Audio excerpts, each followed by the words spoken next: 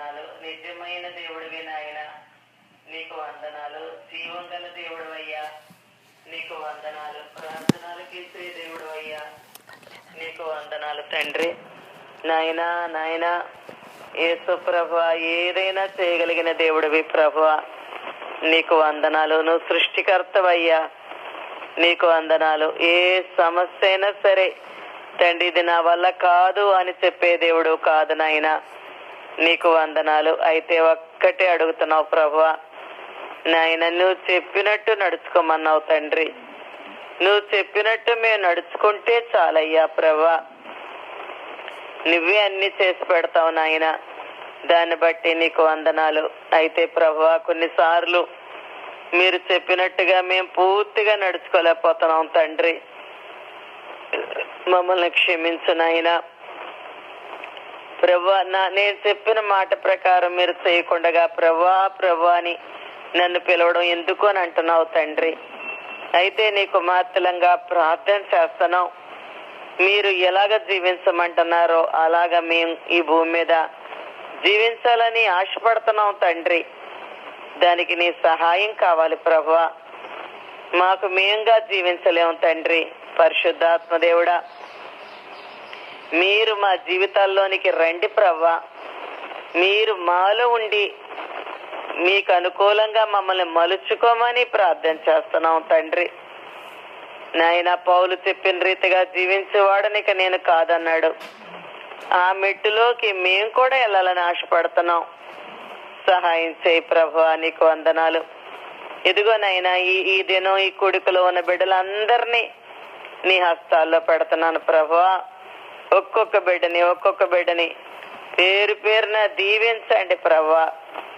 ఇట్టి అవకాశాన్ని కలిగించినటువంటి మేవిస్ గారిని, ఆమె పరిచర్యను బ్లెస్ చేయండి ప్రభువా. ఇంకనూ ఆ బిడ్డకి పక్షిరాజు యవనాన్ని ఇచ్చి వాడుకోండి. ఈ బిడ్డలందరినీ నాకు పరిచయం చేసిన సునీత బన్నీని కూడా జ్ఞాపకం చేసుకుంటున్నాం. ఆ బిడ్డను బ్లెస్ చేయండి. ఇదిగో కరుణ గర్భాన్ని దీవించు తండ్రి.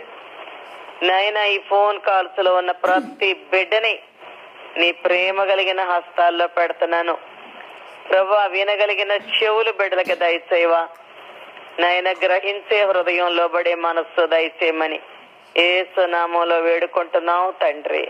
ఆమేన్. దేవునికి స్తోత్రం. ప్రభు పేరట మీ అందరికీ నా వందనాలు తెలియపరుచుకుంటున్నాను. ఈ దినం నేను క్షమాపణ గురించి మీతో ఈ వాక్యాన్ని పంచుకోవాలని అనుకుంటున్నాను. అయితే ఒక్క మాట వాక్యం చెప్పడానికి ముందు, నేను ఇంకా దేవుడితో సహవాసం చేస్తున్న కొలది, మరి ప్రార్థన చేసుకొని వాక్యం చదువుతున్న కొలది, దేవునికి నాకు ఇష్టంగా ఇంకా జీవించాలని ఆశపడుతున్న కొలది, దేవుడు నాతో ఏదైతే మాట్లాడుతున్నాడో, ఏదైతే నా జీవితంలో నేను అనుభవిస్తున్నానో, ఏ వాక్యం అయితే నా మీద ప్రభావం చూపిస్తుందో, అయ్యే విషయాలు నేను ఇతరులతో ఎప్పుడు పంచుకుంటుంటాను. ఫ్రైడే ప్రేయర్లో అయ్యే చెప్తాను. ఇంచుమించు ఆ మాటలే నేను మీతో కూడా పంచుకుంటుంటాను. ఏ వాక్యం నా మీద ప్రభావం చూపిస్తుందో. చాలా సార్లు మనం దేవుడికి బాగానే ఉన్నాం అని అనుకుంటుంటాం, కానీ ఇంకా ఎల్లి కొలిది దేవుడికి దగ్గరగా ఎల్లి కొలిది ఇంకా అనేక విషయాల్లో ఇంకా దేవుడు చెప్పినట్టు చూసే తప్పకుండా చేశాడంట. మోషే, నోవాహుల గురించి వాక్యంలో ఉంటది. అలాగా ఇంకా అంతలాగా చేయలేకపోయానా అనిపిస్తుంటది నాకు. ఇంకా దేవుడిని అర్థం చేసుకుని కొలిది అబ్బో కొన్నిసార్లు దేవుడు చెప్పినట్టుగా ఉండలేకపోయానా అని అనిపిస్తుంటదండి. ఎందుకంటే దేవుడు అంతగా తగ్గించుకోమంటాడు మనల్ని, అంతగా క్షమించమంటాడు, అంతగా ప్రేమించమంటున్నాడు.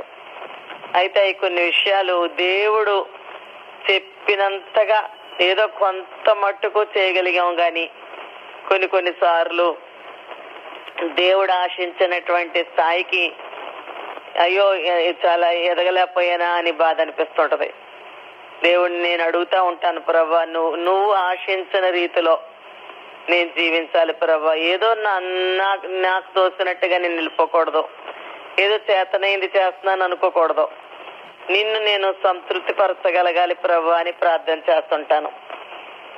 అంచేత ఈ దినాన్ని ప్రత్యేకంగా మత్తయి సువార్త 18:35 ఉంటది. మీలో ప్రతివాడును తన సహోదరుని హృదయపూర్వకంగా క్షమించని ఎడల నా పరలోకపు తండ్రి ఆ ప్రకారమే మీ ఎడల చేయను. దీనికి ముందు ఒక ఉపమానం చెప్పాడు యేసు ప్రభు. అదేంటంటే 18వ మత్తయి సువార్త 18:21 చదువుకుందాం. ఆ సమయమున పేతురు ఆయన ఎదుగు వచ్చి, ప్రభువా, నా సహోదరుడు నా ఎడల తప్పిదం చేసిన ఎడల నేను ఎన్ని మార్లు అతన్ని క్షమించవలను? 7 మార్లు మట్టుకా అని అడిగాను. అందుకే అతనితో ఇట్లనున్ను, 7 మార్లు మట్టికే కాదు, 77 మార్లు మట్టుకని నీతో చెప్పుచున్నాను. కావున పరలోక రాజ్యము తన దాసుల యొద్ద లెక్క చూసుకొన గోరిన ఒక రాజును పోలి ఉన్నది. అతడు లెక్క చూసుకొన మొదలు పెట్టినప్పుడు అతనికి 10,000 తలాంతులు అచ్చి ఉన్న ఒకడు అతని యొద్దకు తేబడను. అప్పు తీర్చుటకు వాని యొద్ద ఏమీ లేనందున వాని యజమానుడు వానిని, వాని భార్యను, పిల్లలను, వాని కలిగింది యావత్తును అమ్మి అప్పు తీర్చవాలని ఆజ్ఞాపించాను. కాబట్టి ఆ దాసుడు అతని ఎదుట సాగిలపడి మ్రొక్కి, నా ఎడల ఓర్చుకొనుము, నీకు అంతయు చెల్లించనని చెప్పగా ఆ దాసుని యజమానుడు కనికరపడి వానిని విడిచిపెట్టి వాని అప్పు క్షమించాను. అయితే ఆ దాసుడు బయటికి వెళ్లి తనకు 100 దేనారములు అచ్చి ఉన్న తన తోడి దాసులలో ఒకరిని చూసి వాని గొంతు పట్టుకొని, నీవు అచ్చి అన్నది చెల్లించమనెను. అందుకు వాని తోడి దాసుడు సాగిలపడి, నా ఎడల ఓర్చుకొనుము, నీకు చెల్లించదనని వానిని వేడుకొనెను. కాని వాడు ఒప్పుకొనక అచ్చి అన్నది చెల్లించే వరకు వానిని చెరసాల్లో వేయించను. కాగా వాని తోడు దాసులు జరిగినది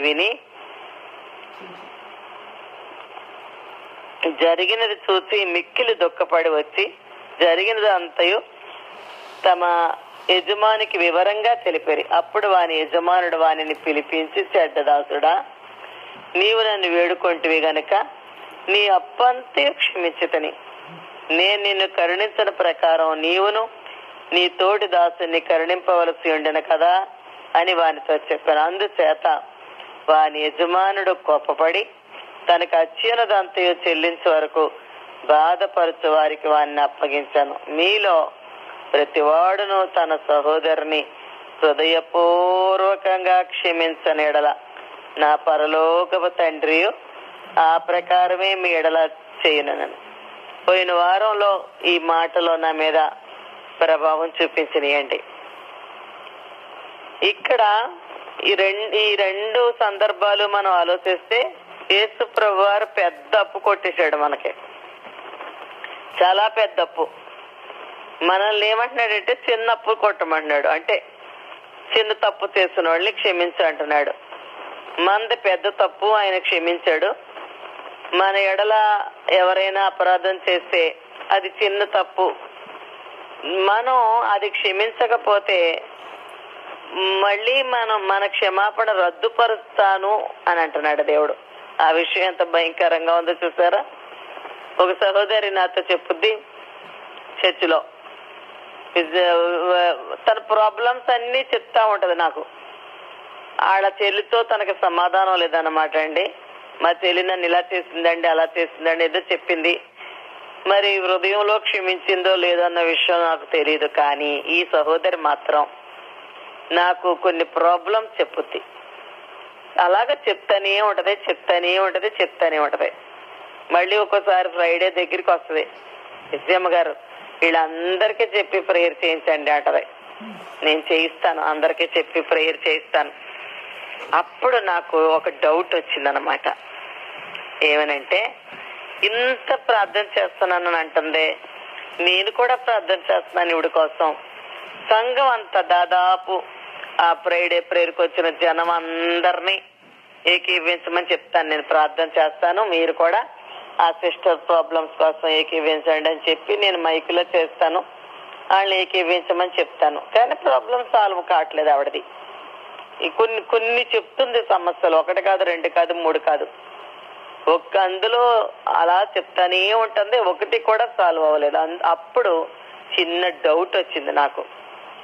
మనుషులు ప్రార్థన చేస్తున్నారు కానీ వాళ్ళ జీవితాలలో ఒక్కవేళ కొందరిని క్షమించలేకపోతున్నారంటావా? ఆవిడ విషయంలో అనిపించిందండి. నేను ఆవిడకి చెప్పలేదు డైరెక్ట్ గాను, లేకపోతే పాప అది వీళ్ళకి తెలియటం లేదు. వీళ్ళు ఎప్పుడైతే వాళ్ళ చెల్లికి ఈవిడికి గొడవ అని చెప్పింది, వీళ్ళు ఎప్పుడైతే హృదయపూర్వకంగా క్షమించరో అప్పుడు బైబిల్ ఏం చెప్తుందంటే వాళ్ళ పాపాలు నేను మళ్ళీ క్షమించను, వాటిని మళ్ళీ ఆ క్షమాపణ రద్దుపరుస్తాను అని చదివాను ఇప్పుడు బైబిల్లో. కొంతమందికి ఇలాగ జరిగిపోతుందంటావా? వాళ్ళు ఏం చేస్తున్నారంటే కొందరిని క్షమించలేకపోతున్నారు, హృదయపూర్వకంగా క్షమించలేకపోతున్నారు, భక్తిలో కొనసాగుతున్నారు, ప్రాబ్లమ్స్ కోసం ప్రార్థన చేయించుకుంటున్నారు, ప్రార్థన చేస్తున్నారు, కానీ కరెక్ట్ అయినటువంటి జవాబు నాళ్ళు చూడలేకపోతున్నారు. నాకు ఈ డౌట్ వచ్చి పడిపోయింది ఈ వారంలో. అయ్యో, కొంతమంది ఈ వీక్నెస్ ఇది ఎంత ప్రమాదకరమైందంటే, మనం ఒకప్పుడు మన పాపాలు ఒప్పుకున్నాం, మన తప్పిదాలు ఒప్పుకున్నాం, దేవుడి దగ్గర రక్షించబడ్డాం. అయితే ప్రభు ఏమంటున్నాడంటే, నువ్వు క్షమించకపోతే నేను మళ్ళీ నిన్ను క్షమించనంటున్నాడు. అది అక్షరాల జరిగిపోద్ది అందరి జీవితాల్లోని. క్షమించిన వాళ్ళు అందరికీ జరుగుద్ది. అంటే వీళ్ళు మేము క్షమించబడ్డాం, రక్షించబడ్డాం అని అనుకుంటున్నారు, కానీ వీళ్ళ క్షమాపణ రద్దయిందన్న విషయం తెలుసుకోలేకపోతున్నారు. అందువల్ల కానీ వీళ్ళకి ప్రార్థనకి జవాబులు రావట్లేదా అనిపించిందండి. బైబిల్లో క్షమాపణ అనేది చాలా గొప్ప మాట అండి. అసలు ఈ క్షమాపణ లేకపోతే అసలు పరలోక ద్వారాలు మూయబడి ఉంటాయి. ఈ లోకంలో క్రీస్తు సేవకి అర్థమే ఉండదు. ఇంకా ఈ క్షమాపణ లేకపోతే ఇప్పుడు ఇది 7 మాటలు మాట్లాడతారండి రేపు గుడ్ ఫ్రైడేలో. నేను ఈ ప్రసంగం చేస్తున్నప్పుడు, ఈ ప్రసంగం ప్రిపేర్ అవుతున్నప్పుడు నాకు అనిపించింది, అన్నాను, అక్కడే అనేసాను. చాలా మంది క్షమాపణ గురించి, తండ్రి వీరు ఏం చేస్తున్నారో అనే దాని మీద మాట్లాడతారు. మాట్లాడుతున్న వారు అందరూ క్షమించారో లేదో నాకు తెలియదు. మాట్లాడబోతున్నవారు, వింటున్నవారు మరి ఎంతవరకు క్షమిస్తారో నాకు తెలీదు. ప్రిపేర్ అవ్వడం మాత్రం అవుతారు. మొదటి మాట మీద మాట్లాడమని ఎంతమందికి మరి ఆయా సంఘాల్లో మొదటి మాట మీద మాట్లాడమని ఎంతమందికి మరి ఆయా సంఘాల్లో మాట ఇచ్చారో వాళ్ళు ప్రిపేర్ అవుతుంటారండి. కొంతమంది నేను అనుకుంటాను ఆ ప్రిపేర్ అవుతున్న వాళ్ళు కూడా వాక్యం చెప్పడానికి ప్రిపేర్ అవుతున్నారే తప్ప, కొంతమంది వాళ్ళు ఎంత మటుకు క్షమించారో, వాళ్ళు ఎంతవరకు హృదయపూర్వకంగా ఇతరుల్ని క్షమించారో అన్నది దేవుడికే తెలియాలి. మరిక అంచేత వాక్యం చెప్పడానికి ప్రిపేర్ అయిపోవడం మట్టుకే కాకుండా, ఈ వాక్యం నా జీవితంలో నేను పాటించానా అని ఆ సేవ చేసేవాడు అలాగా చెప్పగలిగితే, యేసు ప్రభు రాకడలో అక్రమం చేయవారులారా మీరెవరో నాకు తెలియదని అనిపించుకోవడం జరగదండి. అంచేత తండ్రి వీరేమి చేయుచున్నారో వీరు ఎరుగరు గనక వీరిని క్షమించుడి అని పలికినప్పుడు ఆ పలుకులే పాపిని పరలోకానికి చేర్చేయి. మనం ఒకవేళ క్షమించలేకపోతే కఠిన హృదయం గల హృదయం లేక హృదయం లేని క్రైస్తవులమే. క్షమాపణ పరలోకానికి వంతెన లాంటిదండి. కొంతమంది నేను నిన్ను క్షమించలేను, నేను నిన్ను క్షమించను అని మాట్లాడుతుంటుంటారండి. నేను నిన్ను క్షమించను అంటుంటారు, నేను నిన్ను క్షమించలేను అంటుంటారండి. అయితే అలా ఎవరైనా చెప్పినట్లయితే వాళ్ళు ఏ వంతెన మీద అయితే నిలబడి ఉన్నారో ఆ యొక్క వంతెన్ని వాళ్ళ చేతులతోనే కూలగొట్టేసి నిత్యమైన బాధ వేదననే మహాసముద్రంలో మునిగిపోతున్నట్టే లెక్కటండి. ఎవరు కూర్చున్న వంతెన మీద ఆళ్లే పగలగొట్టేసుకోవడం అన్నమాట. ఆ వంతెన్ని క్షమాపణ వంతెనలాడిదన్నమాట పరలోకానికి. క్షమాపణ అనేది ఒక మానవాతీతమైన దైవ సంబంధమైన మాట. ఎందుకంటే అది చీకటిని వెలుగుగా మారుస్తుంది, కలతను శాంతిగాను, దుఃఖాన్ని సంతోషంగాను, నిరాశని నిరీక్షణగాను, ద్వేషాన్ని ప్రేమగాను, రోగాన్ని ఆరోగ్యంగాను, బలహీనతని బలంగాను, ఒక పాపిని పరిశుద్ధినిగా, నరకాన్ని పరలోకంగా మారుస్తుందండి. ఈ క్షమాపణ ఎంత గొప్పదో చూడండి. ఈ క్షమాపణ అంత గొప్పది. యేసు ప్రభు వారు సిలువలో పలికిన మొదటి మాట అన్నమాట అండి ఇది. దేవుడు క్షమించే జనులను హెచ్చించి వారిని ఉన్నత పదవికి తెస్తాడు. యోసేపు సర్వలోకానికి ఆశీర్వాదకరంగా మారినట్లుగా వారు కూడా సర్వలోకానికి ఆశీర్వాదకారకులుగా ఉంటారు. శత్రువులను మిత్రులుగా చేసుకుంటే ఇంకా మనం శత్రువులను పారద్రోలినట్టే లెక్క. అంటే శత్రువుల్ని మనం మిత్రులుగా చేసుకున్నప్పుడు శత్రువులను నిర్మూలన చేసినట్టే లెక్క. నేను అనుభవంతో చెప్తానండి ఈ మాటలో.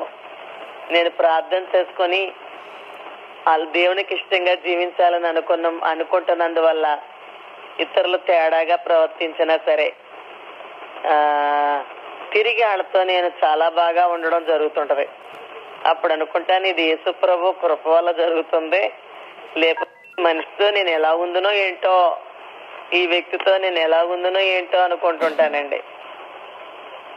సెయింట్ ఫ్రాన్సిస్ ఇలా ప్రార్థన చేశాడంట, దేవా నన్ను శాంతి సాధనంగా మార్చు, పగ ఉన్న చోట ప్రేమను విత్తనిమ్ము, కలవరం ఉన్న చోట శాంతిని, చీకట్లో వెలుగును, హాని జరిగే చోట క్షమాపణ విత్తనిమ్ము.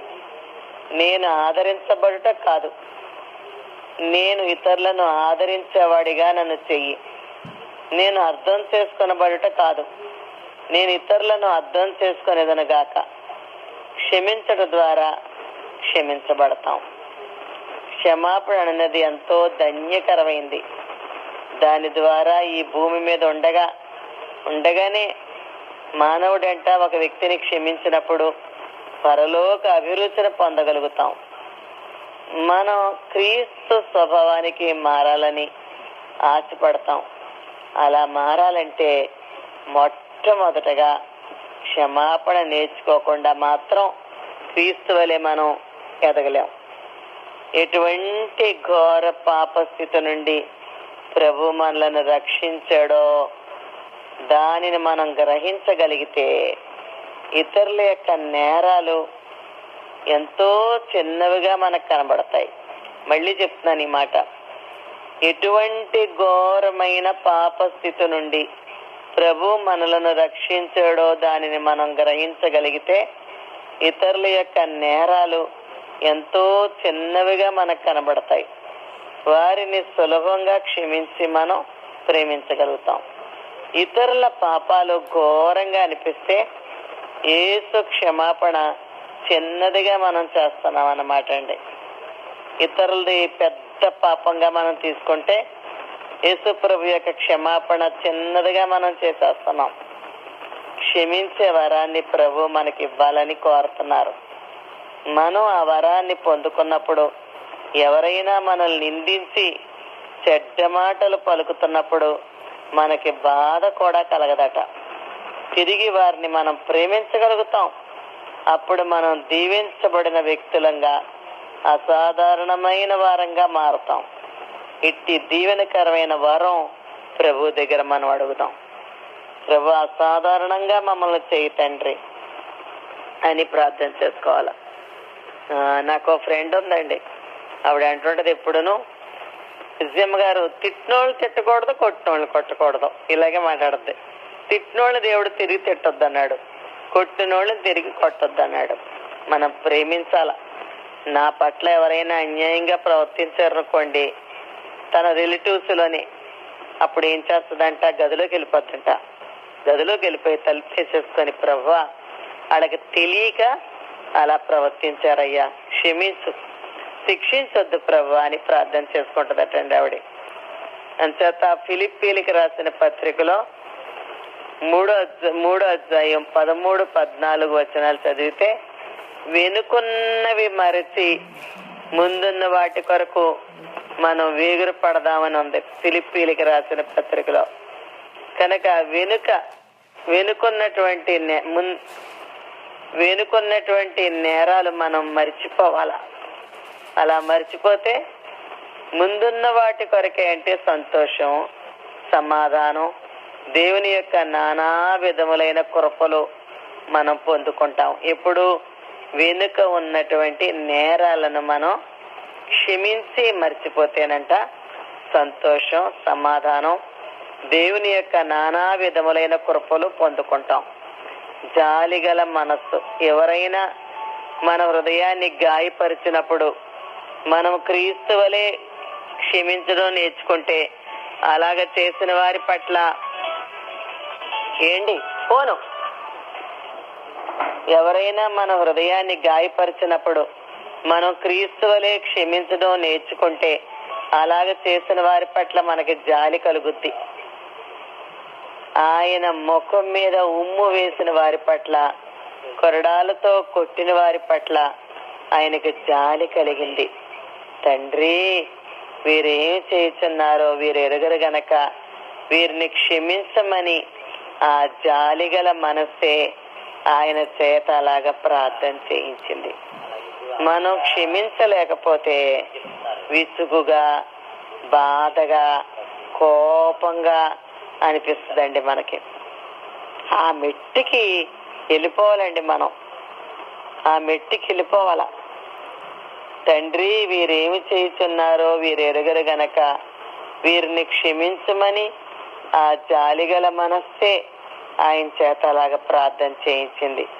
మనం క్షమించలేకపోతే విసుగుగా, బాధగా, కోపంగా ఉంటామంట. మనలోని బాధ, విసుగు క్షమించలేని ఆత్మకి గుర్తటది. రెండవదిగా దయాళత్వం. యేసయ్య తన బద్ధ శత్రువులకు కూడా ప్రయోజనకరంగా, ఆశీర్వాదకరంగా ఉన్నారు. దయాళత్వం అంటే ప్రయోజనకరంగా ఉండడం. తనను పట్టుకొని బంధించడానికి వచ్చిన మలుకుకి సరికొత్త చెవిని సృష్టించి ఇచ్చాడండి. అదట దయాళత్వం కలిగి ఉండడం అంటే. ఆ సరికొత్త చెవిని ఇచ్చాడంట. యోసేపు అన్నది అతను ద్వేషించి అతన్ని చంపాలని కుట్ర చేసినప్పటికీ వారికి అతడు గొప్ప ఆశీర్వాదకరంగా వారిని, వారి బిడ్డల్ని గొప్ప కరువులో ఆహారం ఇచ్చి పోషించాడు. క్రీస్తు వలె క్షమించుట మిక్కిలి దీవెనకరమైన జీవితం అటండి. అలాంటి జీవితాన్ని గాని మనం కలిగి ఉంటే ఈ లోకంలో మనం సంతోషంగా జీవించగలుగుతామండి. ఎంతో మందిని నేను చూస్తుంటాను, అన్ని ఉండి కూడా హ్యాపీగా లేనోడు కనబడుతుంటారు. నాకు అనిపిస్తుంది, ఒక మనిషి ఈ భూమి మీద సంతోషంగా జీవించాలి అని అంటే దేవుడికి ఇలాగా అంగీకారమైన జీవితం జీవించాలనిపిస్తుంది. మూడవదిగా వినయం. మనం వినయమైన మనస్సు ప్రభువుని అడిగి పొందుకోగలిగితే హింసలో, నిరాకరణలో, ద్రోహం, గాలి తుఫానులు మొదలగునవి ఏవి కూడా మనకి సమస్యగా ఉండవండి. ఎటువంటి ఒత్తిడి కలగచేయు. మళ్ళీ చెప్తాను ఈ మాట. మనం వినయమైనటువంటి మనస్సు కలిగి ఉంటే మన జీవితంలో హింసలు గాని, నిరాకరణలు గాని, ద్రోహం, ఎవరైనా ద్రోహం చేసినా, గాలి తుఫానులు లాంటివి మన మీదకి వచ్చినా సరే ఎటువంటి ఒత్తిడి కలగచేయువట. ఆయన వినయము గల వారికి, దీనులకు కృప అనుగ్రహిస్తాడు.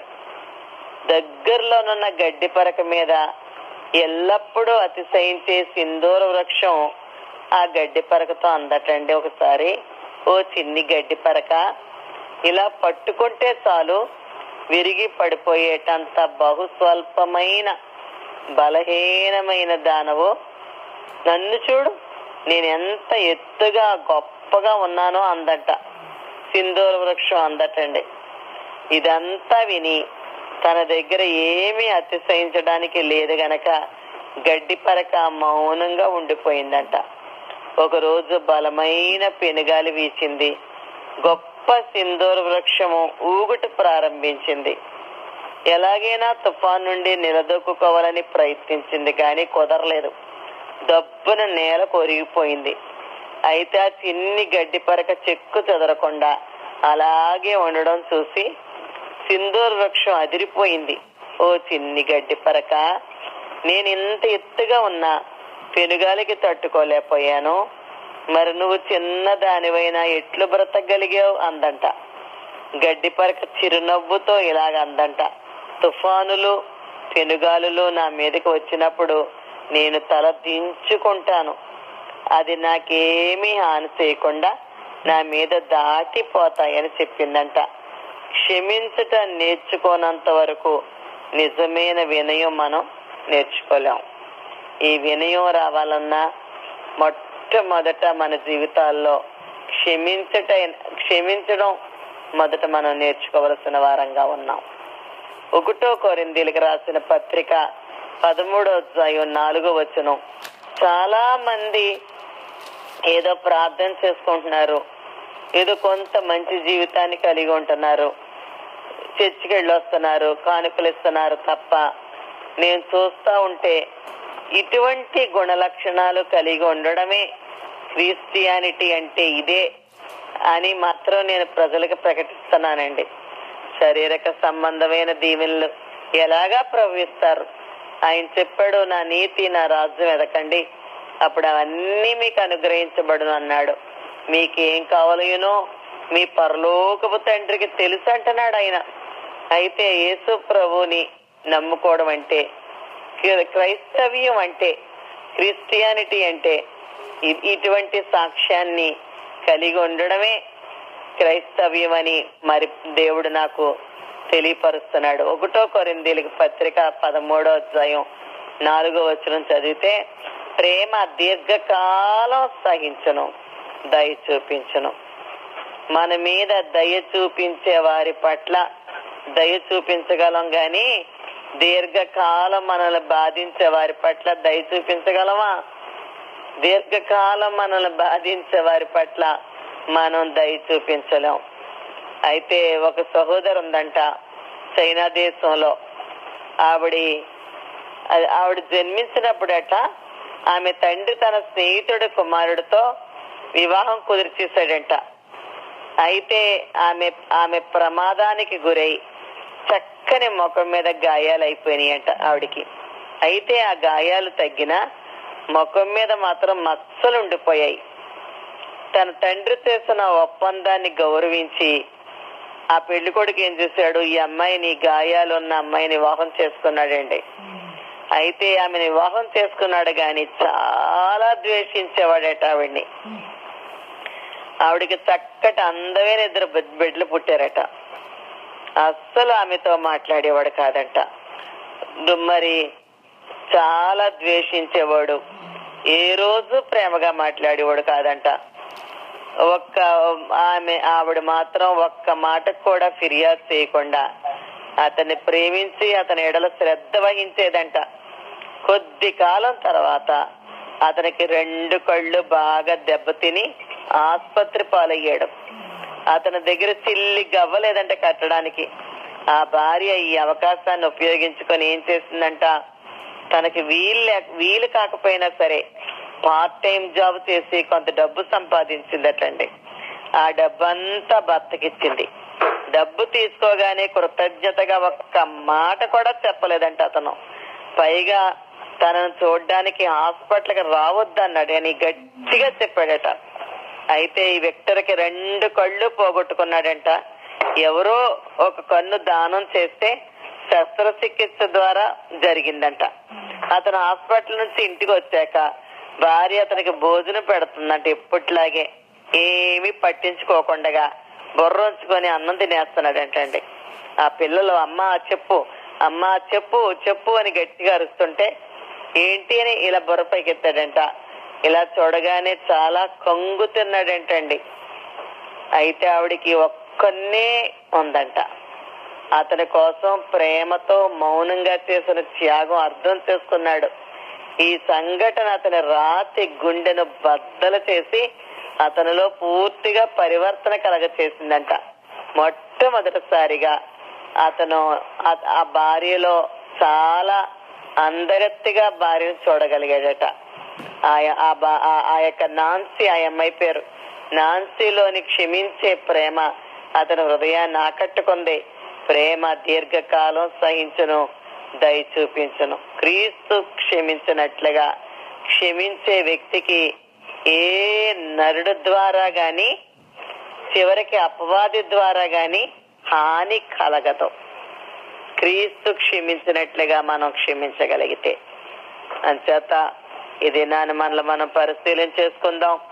చివరిగా ఈ మాటలు మళ్ళీ జ్ఞాపకం చేసుకుందాం. క్రీస్తు క్షమించినట్లుగా మనం క్షమించగలిగితే, అలాగా క్షమించే వ్యక్తులకట ఏ నరుడు ద్వారా గాని, చివరికి అపవాది ద్వారా గాని హాని జరగదు. అంచేత ఇది మనం పరిశీలించుకుందాం. హృదయపూర్వకంగా మీరు క్షమించకపోతే మీ పాపాలు క్షమించబడవని ప్రభు అంటున్నారు. ఇది ఎటువంటి సాక్ష్యాన్ని కలిగి ఉన్నాం? దేవుడు అనేకమైన మేళ్లు చేశాడని సాక్ష్యం చెప్తా ఉంటాం మనం. దేవుడు యేసు ప్రభు వారు మనకు అనేకమైన అద్భుతాలు చేశాడని సాక్ష్యం చెప్తుంటాం. అదే సమయంలో మన యేసు ప్రభుతో మన అనుభవం నాన్సీ అనుభవం గురించి మనం ఇప్పుడు ధ్యానం చేసుకున్నాం. మరి ప్రేమ దీర్ఘకాలం సహిస్తుంది, దయ చూపిస్తుందని చదువుకున్నాం. జాలి కలిగిన మనస్సు, వినయం, మరి ఆ సింధూర వృక్షం ఎలా గర్వపడిందో, ఆ గడ్డి పరక ఎలా తగ్గించుకుందో మనం తెలుసుకున్నాం. కనుక మన జీవితాల్లో క్షమించేటటువంటి మనసు ఉందా? మన జీవితాల్లో క్షమించగలుగుతున్నామా? దయాళత్వం కలిగి ఉన్నామా? జాలి కలిగిన మనసు కలిగి ఉన్నామా? వినయం కలిగి ఉన్నామా? దీర్ఘశాంతం కలిగి ఉన్నామా? మనలో దీర్ఘశాంతము, వినయము, దయాళత్వము, జాలిగల మనస్సు ఇవన్నీ మనలోకి రావాలంటే మొట్టమొదటగా మనం యేసు ప్రభులాగా క్షమించే వారంగా ఉండాల. అటువంటి అనుభవంలోకి పరిశుద్ధాత్మ దేవుడు మనల్ని అందరినీ నడిపించునుగాక. ఆమేన్. ప్రేమ కలిగిన తండ్రి, దయగలిగిన ప్రభువా, మరొకసారి నీకు స్తుతులు, వందనాలు చెల్లించుకుంటున్నాం. అయ్యా, ఇంతవరకు జాలి కలిగిన గురించి, క్షమాపణ గురించి, దయాళత్వం గురించి, నాయన దీర్ఘశాంతం గురించి, వినయం గురించి మేము మాట్లాడుకున్నాం తండ్రి. మీరైతే అలాగే జీవించారు. ఈ లక్షణాలన్నీ మీకున్నాయి తండ్రి. అయ్యా, నీ బిడ్డలంగా ప్రార్థనాపూర్వకంగా అడుగుతున్నాం. ఈ లక్షణాలన్నీ మాకు కూడా దయచేయమని అడుగుతున్నాం. అలాగే ప్రభువా, ఈ మాటలు విన్న నీ బిడ్డలందరికీ దయచేయండి. మేము ఇటువంటి గుణ లక్షణాలు కలిగి ఉంటే నైనా ఏ మానవుడు మాకు హాని చేయలేడని, హాని జరగదని, చివరికి అపవాది కూడా మాకు హాని చేయలేడని మాతో మాట్లాడావు తండ్రి. నాయన, యోసేపుకి మీరు కీడు చేయాలని అనుకున్నారు కానీ అన్నాడు యోసేపు, కీడు చేయలేకపోయారు నాయన. దురుపయం పన్నారు గాని వాళ్ళు దాన్ని కొనసాగించలేకపోయారు తండ్రి. కనుక ప్రభువా నాయన, కేవలం శారీరకమైన విషయాల కొరకు నీ దగ్గరకు వచ్చి మేము భక్తి చేయడం మట్టికే కాకుండా అసలు ఈ భూమి మీద నీ బిడలంగా ఎలాగ జీవించాలని మీరు ఆశపడుతున్నారో నాయనా తండ్రి, అలాగా మమ్మల్ని రూపాంతరం చెందించండి. నీ పోలికలోకి మమ్మల్ని మార్చయ్యా తండ్రి. జాలి కలిగిన మనస్సు మాలో పెట్టండి, దయాళత్వం పెట్టండి, వినయం పెట్టండి, దీర్ఘశాంతం పెట్టండి. వీటన్నిటికంటే ముందు మాలో క్షమించే గుణం పెట్టండి ప్రభువా. విన్న మాటల బిడ్డల హృదయాలలో నాటింపచేయండి ప్రభువా. నీకు వందనాలు. అలాగే ఆడ వ్యక్తిగత సమస్యలు ఏవైతే ఉన్నాయో, మేవిస్ గారి బాబుకి మ్యారేజ్ అవ్వాలి తండ్రి, ఆ విషయం నీ సన్నిధిలో పెడుతున్నాం ప్రభా. కరుణ డెలివరీ విషయం నీ సన్నిధిలో పెడుతున్నాం ప్రభా. జాయిల్ అనే బాబుని నీ సన్నిధిలో పెడుతున్నాం. ఇంకా తండ్రి, ఎంత మంది అయితే ఉన్నారో బాబు, ఈ కొడుకులు అందరినీ నీకు అప్పగిస్తున్నాం. వాళ్ళ కుటుంబాల్లో వాళ్ళ వ్యక్తిగత సమస్యలన్నీ వారి పక్షంగా నిన్ను ప్రార్థిస్తున్నాను తండ్రి. నాయన, నీవే వాళ్ళకి సహాయం చెయ్యండి, పరిష్కారం దయచేయండి నాయన. ఆత్మలో ఉన్నతమైన మెట్టులోకి బిడ్డల్ని లేపమని ప్రార్థిస్తున్నాను. అమెరికా దేశం మీదకి గొప్ప ఉజ్జీవం పంపండి.